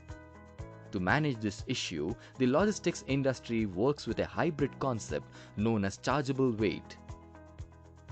To know the chargeable weight for her export shipment, Niku must undertake the following steps. Step 1. Niku must first find out the total volume of the shipment in cubic square meters or CBM. Step 2. The CBM is then multiplied with a number called the volumetric weight constant. This volumetric weight constant depends on the mode of transport and is different for air and sea shipments. Multiplying CBM with volumetric weight constant gives the volumetric weight of the shipment. Step 3. The volumetric weight is then compared with the actual weight of the shipment. The larger of the two is selected as the chargeable weight. Niku can now use this chargeable weight to do her actual freight calculations. Packaging materials and types. Packaging depends on the material of the export item, its perishability, durability, strength, as well as the standards imposed by the buyer country. There is a very wide range of materials and techniques that are used in packaging. To begin on her packing design, Niku should know that packaging can be categorized at 3 different levels. Primary package. Primary packs are the unit packs which contain the export item. They are labeled with important details as required by the standards in the importing market. Some examples are sachets, wraps, metal cans, glass jars, tubes, plastic tubs, and overwraps. Secondary package. This is the outer box or case into which the primary packs of same or different sizes are stuffed compactly for transport and storage. The main purpose of secondary packaging is to minimize risks of damage during transit and storage. Examples are crates, woven sacks, wooden, metal or fiberboard. Tertiary package. Secondary packaging is combined into loads of uniform sizes. These loads are of preset sizes and fit the dimensions of shipping containers. Examples of tertiary packaging are pallets, boxes, and also drums, etc. Handling such loads of preset sizes is easier at ports and warehouses where mechanized equipment such as forklift trucks is used. Cartons grouped as pallets are the standard option because they are easy, reliable, and cost efficient and provide good cargo protection. Besides, some goods are transported loose or unpacked. Break bulk goods are carried as general cargo instead of in containers. Extra protective material called dunnage is placed around such goods to prevent damage. The materials used in packaging cover a wide range. Niryat Bandhu would like to list out a few types of materials to get NICU started. 1. Paper and board packaging such as carton boards, solid fiber board, corrugated board, etc. Paper materials are categorized based on their thickness and weight in terms of grams per square meter or GSM. 2. Plastic packaging such as bottles, jars, bags, cling wraps, shrink and stretch films, woven PP sacks, etc. Different types of compounds such as polyolefin, low or high density polyethylene, polypropylene, PVC, PET, etc. are used for making plastics. 3. Metal-based packaging such as steel cans, aluminium cans, lacquered jars, aluminium foils. 4. Glass packaging such as bottles and jars. 5. Wood packaging such as boxes and crates. The last point to note is that there are many laws, regulations and guidelines applicable to packaging and labeling. These are specific to each buyer country. NICU should take them into account at the packaging planning stage as they may affect the choice of both materials and package types. Lastly, the various centers of the Indian Institute of Packing conduct courses on aspects of packaging. NICU might consider getting inputs from such specialized institutes for a more thorough understanding of export packaging.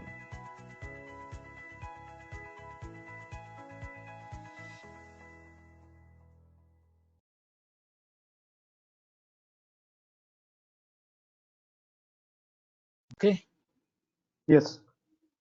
clear about. Yes, Now sir.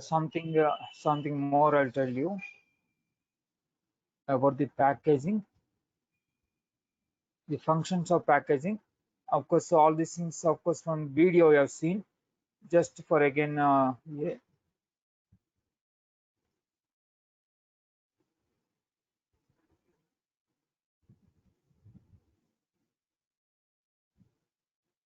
functions of packing. Of course, containment of the product to ensure safety is a very important aspect of the packing. And protection, convenience, compliance of the legal and regulatory requirements. Also, some examples I told you. So certain countries have certain restrictions about the packing that has to be observed.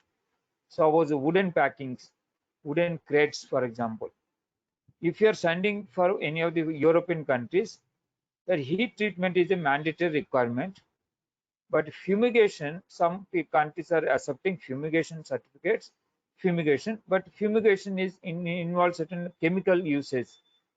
So that is not required, and certain countries also ban that fumigation because that uses certain chemicals for the treatment of the wood.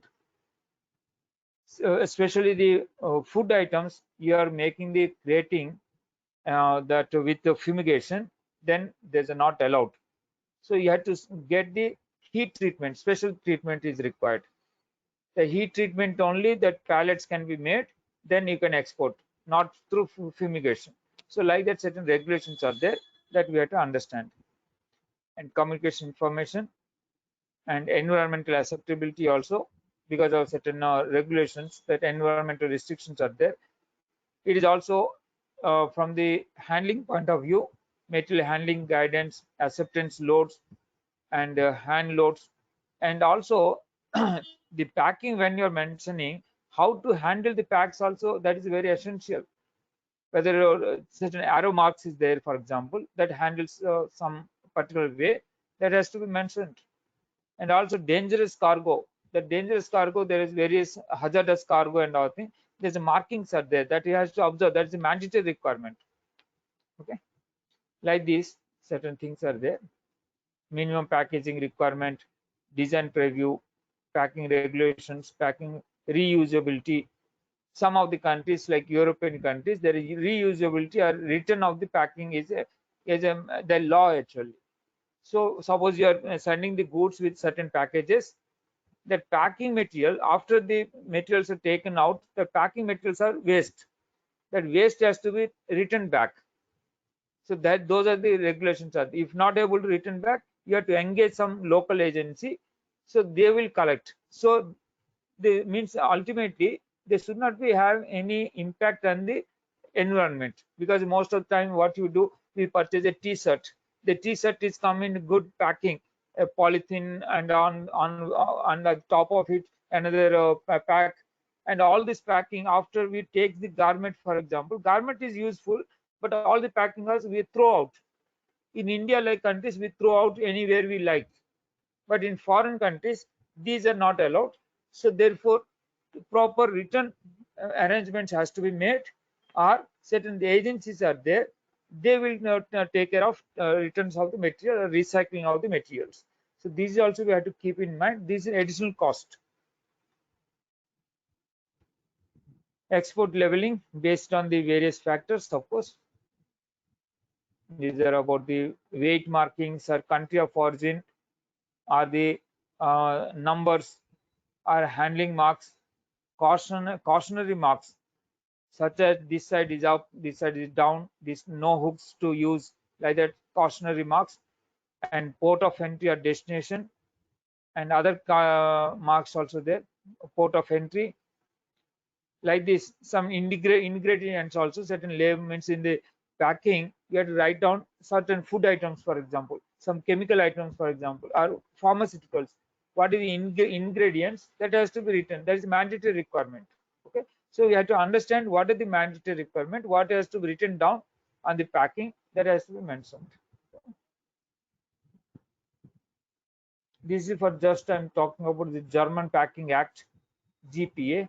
According to that packing act, there are certain restrictions they made for the materials, its usage, reuse, or the return. All these things are mentioned. So we have to follow these regulations.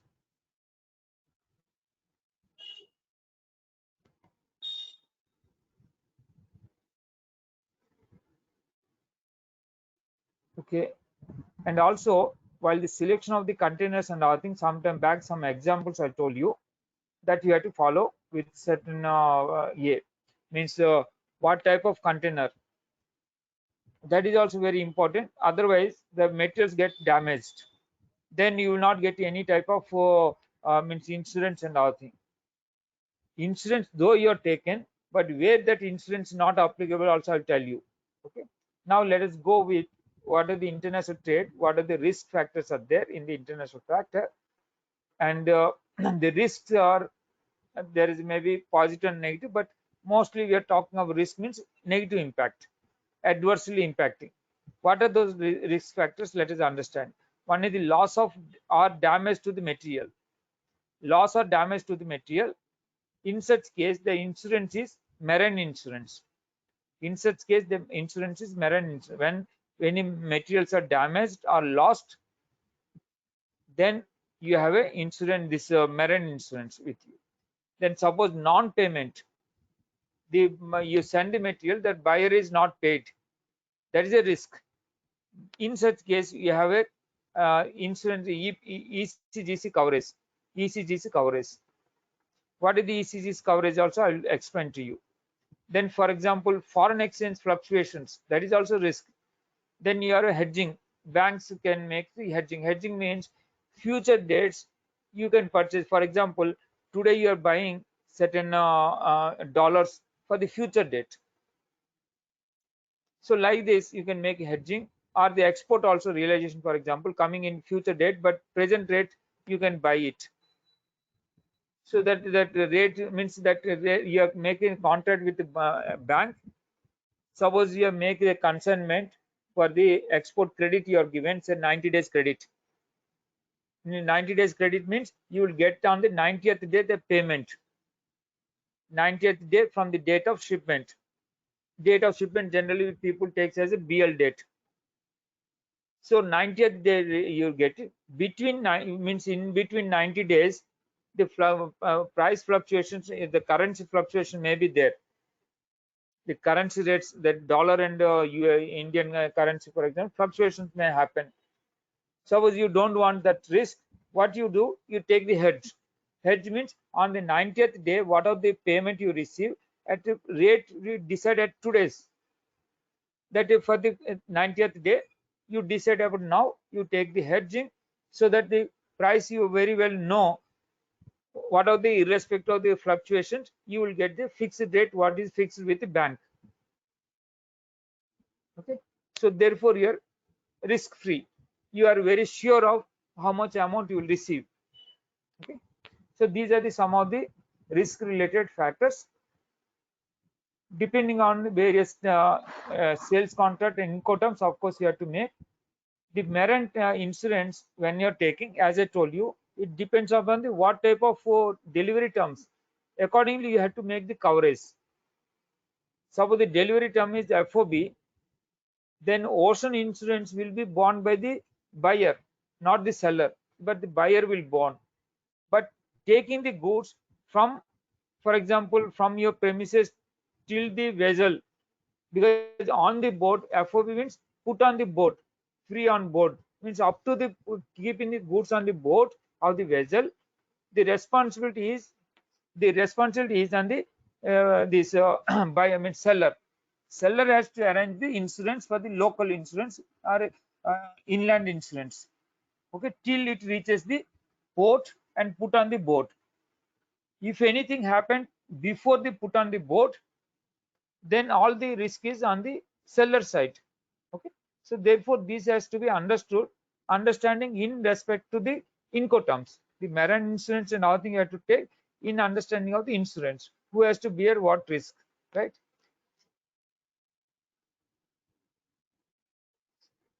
you you able to hear the voice from the video? No, Yes sir. No, you're no, not I'm not able able. to hear. Okay, no issue. Now let us move forward. To avoid the insurance claim, ensure the following. One is the packing related. Packing related, just now we have discussed. The hazard packing and all things are there. For example, you have to take extra precautions. You have to take extra related precautions for the hazardous materials, its handling and its marking, leveling, all those things also you have to take extra precautions. Okay.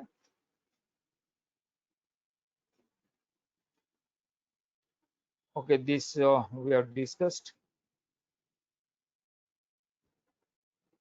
Then the premium, whatever you're taking, the decision you have to take about the marine insurance we are talking about.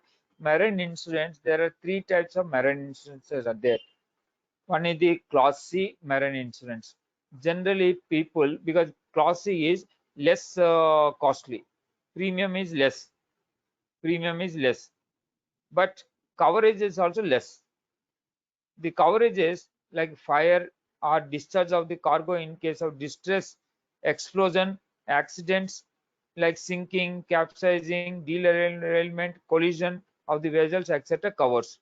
Only these things will cover in Class C.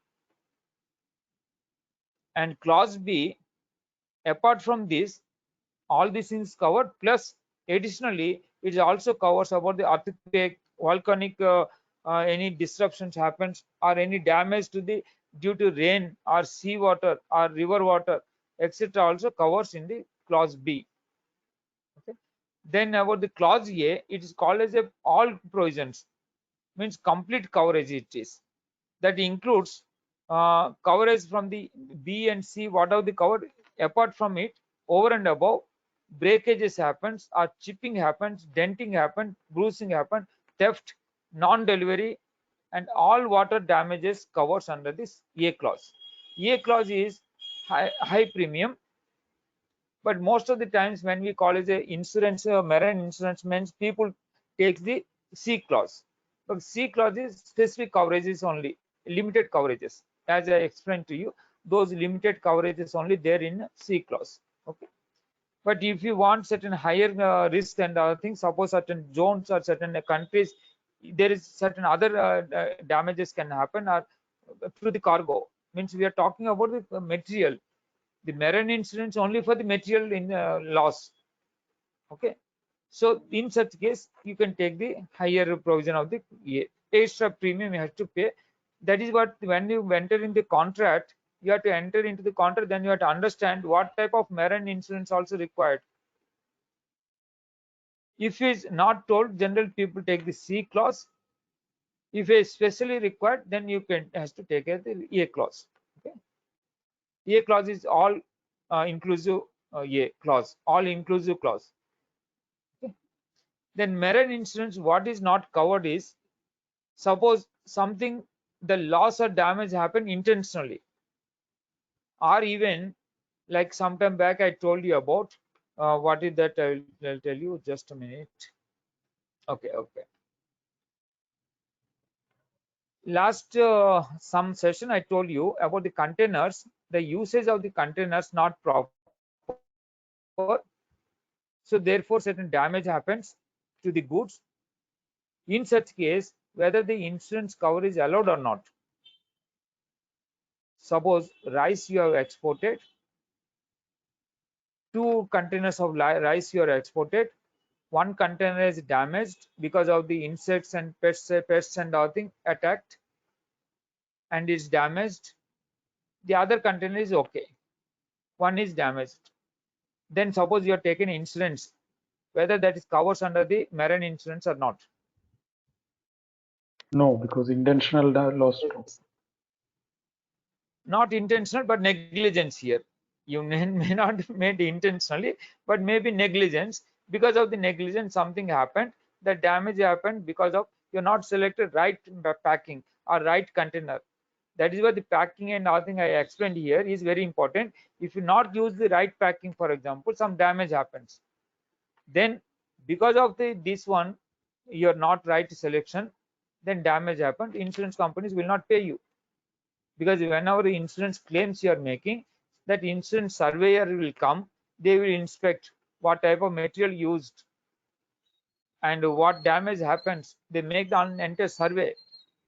So therefore inappropriate materials are used. That is why when the packaging quality of the cargo is not appropriate, then they will not give the insurance. So the container case also I'm telling, you are not selected the right container, as a result some damage happens, then they will not give you. You are thinking that yes, I taken insurance, you can claim. No.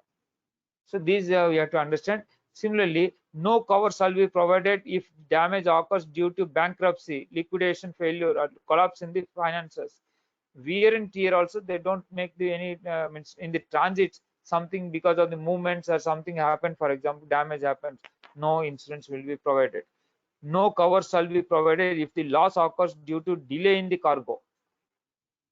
Suppose it is supposed to reach in the destination in certain say 10 days, but is reached in 15 days, then this marine insurance cargo will not be applicable. Not all the insurer cover extreme unpredictable situation like war, strike, and all. As I told you, these are special clauses. So when you take the clause A insurance, then only these will be covered. All damages will be covered. Otherwise, there is also limitations are there. Those limitations also you have to understand which has to be covered. And any loss or damage resulting to the insolvency, that is what the bankruptcy and all thing, it will not be covered. And the premium decisions depends upon the premium is decided looking into the following parameters. One is the type of goods, what type of goods, and what is its weight, type of packing, and place from where to from which destination. Means that place from place means point of origin till the point of destination, that is also determines. Then cover required, either A clause or B clause or C clause. According the premium will be decided. And age of the steamer also means what are the containers and all thing. Container also, when you are making movement, you have to select in the container, understand that inspection also that takes from time to time. that valid inspection must be there, that age should not be expired. The container also has an age that should not be more than say 20 years old age or 25 years of age. Very regulations are there. Then above that, container should not be used for the ocean transportation, etc. Okay. Then there's the open policy insurance is there, marine insurance, open policy is there, and specific policies also there. Specific means each cargo wise, specific policy. If you are taking the open policy, it is generally taken by most of the companies, those who have regular import and exports. In such case, they used to take this type of coverage. Then it covers all and specific declarations. Of course, you have to make each transaction declaration only. You have to make, not to take in policy separately every time. But they will give this policy, means as a specific they give under the open policy. But each time you need not negotiate, you not to make the details, but you have to make the only declarations. Okay, that is what the open policy. Regular your consignments are there. Generally, you can take on this 12 months basis, annual basis. You can take the open policy. Okay, and open policy, when you're taking, there may be certain amount also they may fix up to what amount that coverage you wanted.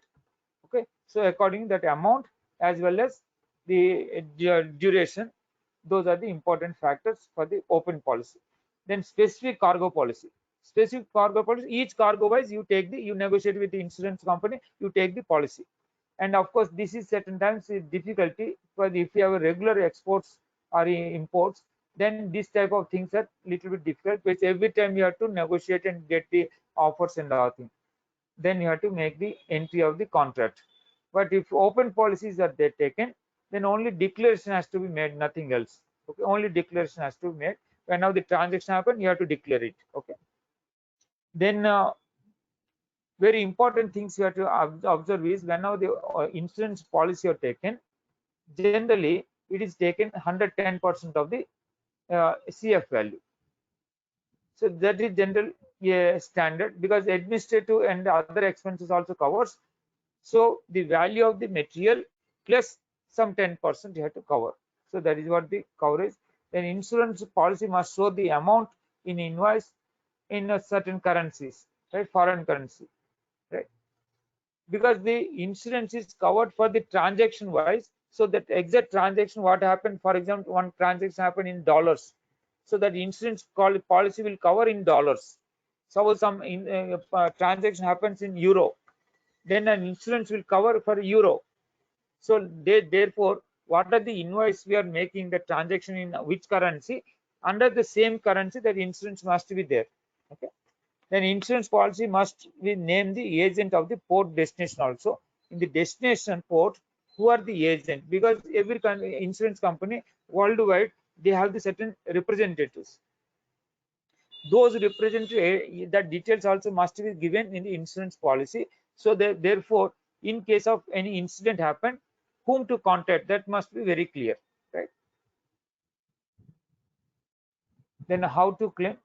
Of course, so claim, there are certain documents you have to provide, and take immediate steps to minimize the loss, and inform nearest insurance officer or agent if any accident happens. Immediately you have to report. And in case of the damage of the goods or ship, arrange for the joint ship survey. Survey is very essential. The third party, generally when you inform to the representative, that insurance representative, they will arrange the surveyor, and surveyor will come and make the survey of the damages and etc. Okay. Then for the claim, you should have a original policy, insurance policy. We are talking about original insurance policy, and bill of lading, invoice, survey report, and debit note raised on the insurance company, and certificate of this loss over the board, this called, or the loss during the loading or unloading or from to or vessels. These details also must be given. The certificate must be given. This certificate generally given by the carrier. For example, something happened, then carrier will give the certificate based on this details. These certificate, these documents, you can make the claim. Then we are coming to the ECGC. Means, you see, ECGC will not cover about the material loss. Marine insurance calls about the material loss. ECGC, what it covers? It covers about the non-payment. If the customer is not paying, then ECGC cover will cover, because there are insurance is there, but different provisions are there. Material loss, marine insurance during the travel of the transit period, and all these things will cover the material loss, that is about the marine insurance. Now ECGC we are talking about non-payment by the customer, and here also certain provisions are there, certain conditions are there, those have to be fulfilled. Okay, what exactly this one? The Export Guarantee Corporation is the primarily export promotion institution that to boost the competitiveness of the Indian exports, because certain people, suppose exporters, though they good orders they receive from the countries, like for African countries, for example, in African countries they receiving the order, they can able to supply, good margins are there, but they have the fear that something happens in the transit, means in the sorry, something happens for the non-payment, because African is very popularly, because of the countries, even though you got the LC from the African country, that your bank also may not pay you, even though it is as per the UCP 600, as told you, it is a guarantee by the bankers, but bankers also avoid most of the times, very risky in such cases. Some or some other way they find some loopholes, then non-payment may happen. Then what will happen?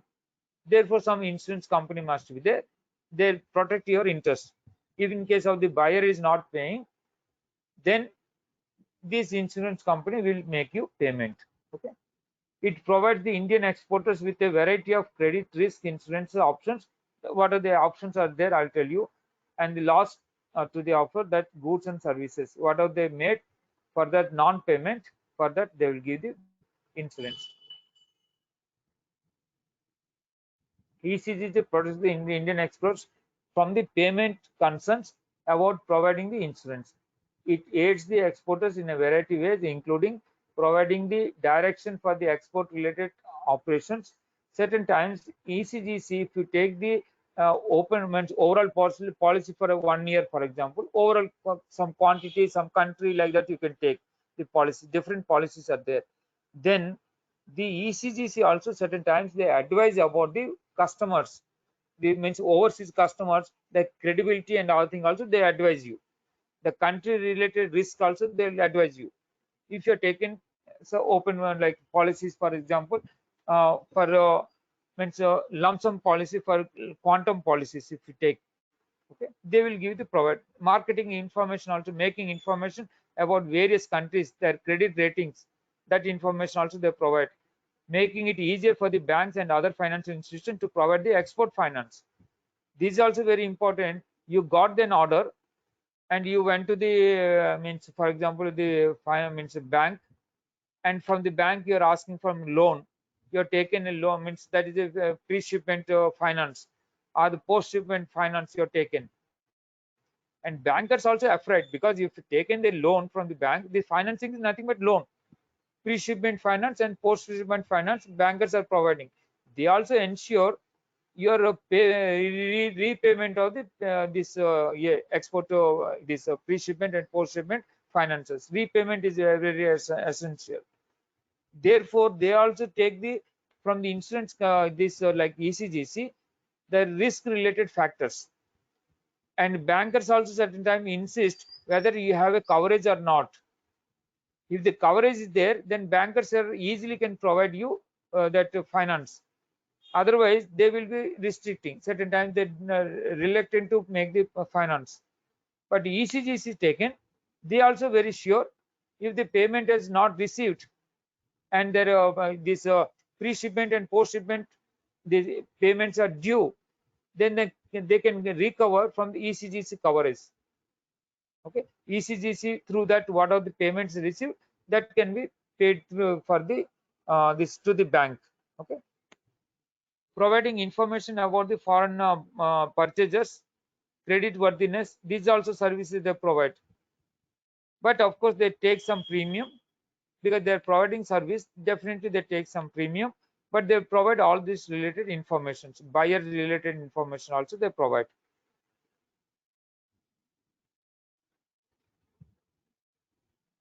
There are standard rules are there and specific rules also there. What are those? Some of them will let us understand here.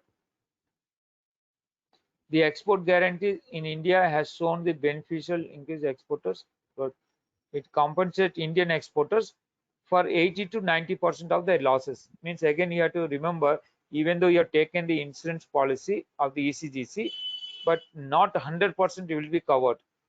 The 80 to 90% generally they cover, they provide you. The other remaining 20 to 30 losses must be paid solely by the exporter. This also you have to keep in mind. Not that everything is covered, insurance is not covered like that. And also ECG is also certain risks are covered, and what risk not covered, let us understand. Suppose the risk happened because of the foreign exchange fluctuations, then that ECGC will not cover. Failure of the buyer in another country to get the import license or exchange. Suppose the buyer is not able to get the license, that is why he has not made a clearance of the goods and not paid the amount. In such case, that is also not covered under the ECGC. And the exporters or his agents are default. In this case also, this is not covered. Any loss incurred as a result of the quality dispute. Quality dispute again, as you see, in marine also it's not covered. Marine also the damages are covered, but quality dispute, because your inferior quality is supplied, then it will not be covered under the marine insurance, and also ECGC also will not cover. Inherent in the essence of the things in is a risk, that's also certain inherent risk and other things also there in the material, that is also not covered. Okay. And the risk coverage by the ECGC, the commercial risks like buyer's health and other thing, insolvents, yes, the means the buyer has insolved, then this coverage is there. And protracted default or the contract repudiation, these things are covered, these risks are covered, even though the customer is not able to pay for what are the reasons of the insolvency or by any of the defaults, so then it is covered.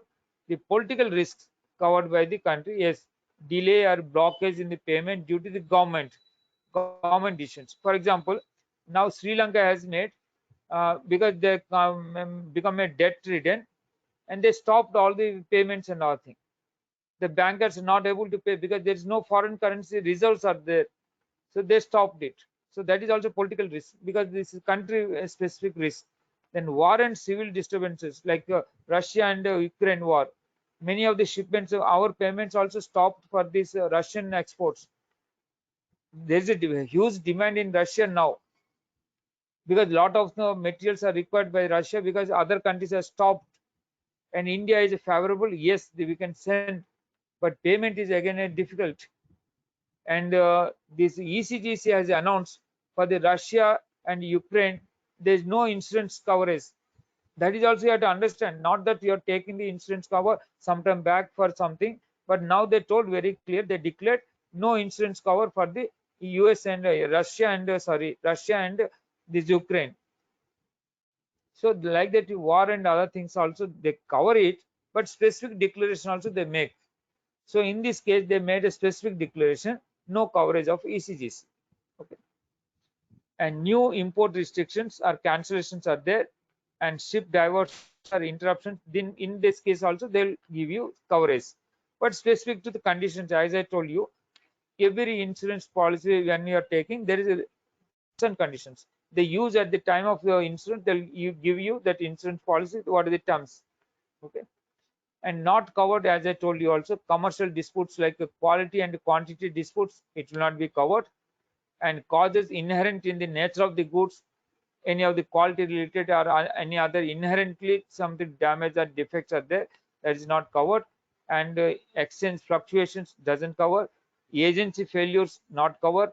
Loss or damage that with general insurances related coverages will not cover. Then failure to fulfillment of any of the contractual obligations. Suppose you have an LC, you got the LC from your customer, and as per the LC terms, certain documents has to be done, documents has to be submitted. And suppose you are not made, as a result, the customer is not paying you. In such case, it will not cover, because it has to be complied with all other terms and conditions in general parlance of the trade. Then only if anything extraneous happened, even though you are covered, you are complied with all the requirement, but the customer is not paid, then only ECGC will cover. If you're not complying with any of the documentary, other licensing requirements and other things, then this ECGC is not there for you. Okay. It's something this is already discussed. Claims and other thing also I told you. The normal waiting period for the payment is claim is 4 months after the due date. 1 month in insolvency in cases, and time payments, the buyer is insolved, for example, in such case within 1 month it will be settled. Time period for the lodgement within 360 days from the due date, or 540 days from the policy expiring date. This is the very important dates we have to mention. And percentage cover, as they told you, 80 to 90 and 95% generally they cover it. This is the maximum coverage. So this is how these are the documents are required whenever you are making for the ECGC cover. And don'ts means always ECG's cover, it should be validity must be there, then only that coverage is there. Also the premium must have paid. If the premium is not paid, then also it is not covered. Or sufficient credit limits are buyer bank not taken, then also it's not covered. So these are the certain restrictions. Then extension of the due date for the payment. You have to take all the precautionary measures. The payment default is not just a default, the due date is over. But suppose you are giving the reasonable time, for example, the buyer is asking a certain extension of the period. Suppose you are given a credit of say 45 days, but with the due date of the 45 days he is not able to claim, I mean say pay, then he may ask for extra days for what of the reasons. So if it is possible for you with the due reasons, for example, because of the corona happened, something damage happened, that means something is stopped, he is unable to make the business and all that, he make request on the basis of certain reasonable reasons. You can ask the banks for extending the payment due date. Means as I told you, generally 9 months that payment has to be received within 9 months from the date of export. The bankers can extend for another 6 months in one instance. After 6 months again you require another 6 months, but generally 6 months only you have to they give you, but within that extended period you have to get the realization. Okay, so you should not immediately go to the ECGC means claim, because there you are losing also. You see, not that ECGC giving the 100%, only like 80% giving, then 20% you are losing. So therefore, what you have to do, you try to take the extension. Those are the essential requirement. During the extension period also not paid, or even all the measures you have taken for the claims, then also you are not paid, then only you have to go to the ECGC claim. Okay. And also in ECGs also, when you are going, they will ask you whether you have made a fair attempt to recover or not. Fair attempts to recover means whether you are sending any notices through banking or otherwise, any communication made for making the payment. So that is also essential. The documents also at the time of claim you have to prove it, that you have made all the attempts are made for recovery of the payments, but you have failed to do so, then only ECGC will come and pay you. Okay.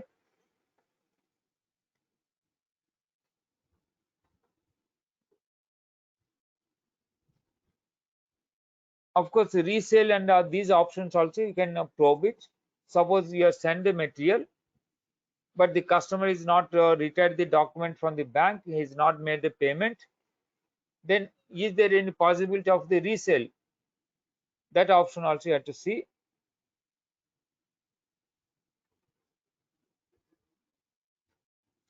Okay, this container case sometime back I told you. In these cases also you will not get any insurance policy. As I told you, one consignment for machines are suppose some machine item or steel items you have sent. There the container usage is wrong. As I told you, you use the here they use the G1 container where the at the top there is a vent. Because of the vent, the in the sea there is a salty air is there, salty moisturous and salty air which is entered into the vents of the container, and inside material is steel and is rusted and is spoiled. And then if you want to go to the insurance company, the material has damaged, marine insurance will not pay you. Then you go to for ECGC, anyhow there also will not pay. ECGC only for, of course the customer is not paying to you, but what is the reason they're not paying? Because inferior material or something quality related material quality is deteriorated, therefore they're not paying you the payment. For that, neither marine insurance, neither ECGC, they will not pay, both they will not pay you. So it is your loss. Okay. Similarly, another case I told you, the non-basmati rice you are sent to the Iran, for example, 2 containers. One container is good and other container is that material is damaged. Some pests and insects are found and is not paying the payment. Then you go to the ECGC because the customer is not paid, so pay me. They also investigate what is the reason why he is not paying. Then they found that you have made a wrong use of the container, either container or packing or whatever may be reasons. They investigate what are the reasons. If it is purely because of the customer case, the customer is unable to pay, then only they will give you, but not because of the quality related or another damages and all. Okay. So this I told sometime back, you had to observe on the back of the container, lot of information is there. Last time I already explained you, so I'm not again repeating, but again you go through it. Any container if you see on the back side, these are the informations are provided. Okay.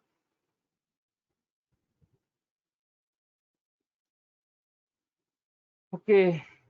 And quality complaints also, if anything is there, then also you can make the quality complaints. Of course there's a video, but unable to run the video because of this. There is certain means that video can be run, but voice you are not able to hear. That problem is arising. Because of that we are not able to do this one, but nevertheless completed all the subjects. Next week, as I told you, yesterday we missed this lesson, and one more lesson, the final day lesson is there. There the summarization of all these chapters I will cover briefly.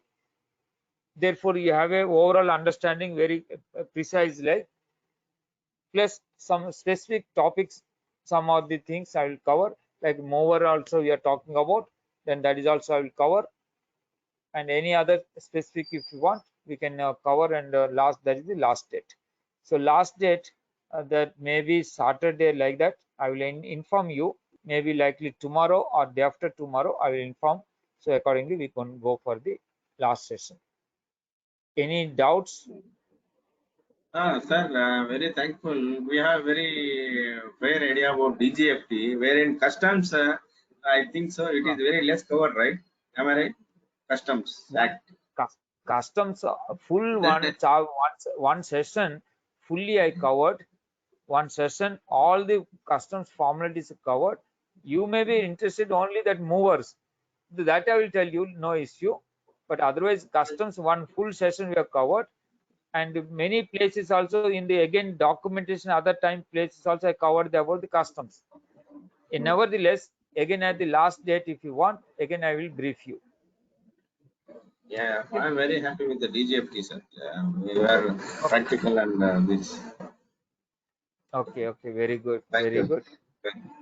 Thank you, sir. Okay, Thank you. okay, sir. Thank you, Thank you, sir. thank you, sir. Thank you all.